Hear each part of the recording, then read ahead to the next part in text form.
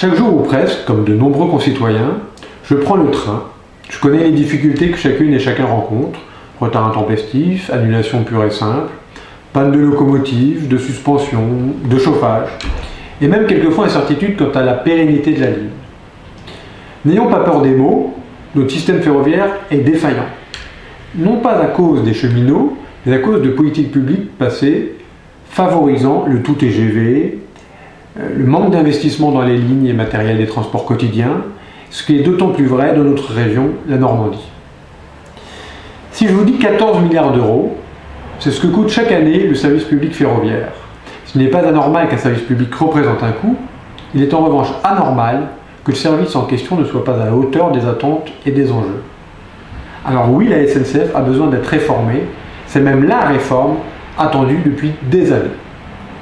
Aussi, je soutiens le gouvernement dans son action sur la réforme ferroviaire pour plusieurs raisons. La première, c'est que c'est une réforme qui se fait dans la concertation avec les organisations syndicales, patronales, les usagers et les collectivités locales. C'est plus de 70 réunions de prévues, soit 2 mois de concertation, puis ensuite 3 mois de débat parlementaire. La SNCF doit être réformée pour préparer l'ouverture du rail à la concurrence, décidée au niveau européen lors du quinquennat précédent et demandée par les régions. Ce sera bénéfique pour les voyageurs car ils auront plus de choix d'offres avec de nouveaux services. La réforme doit en faire une réussite et l'État y prendra toute sa part.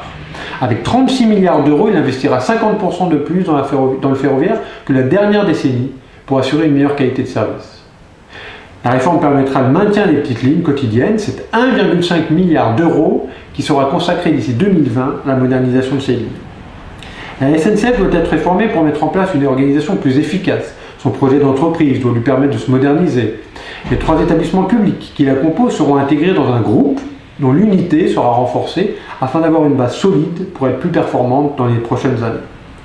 La SNCF doit être réformée et son statut juridique évoluera en une société nationale à capitaux publics. Son capital sera entièrement détenu par l'État. La SNCF ne sera absolument pas privatisée. 10 millions d'euros y seront même investis chaque jour pendant 10 ans.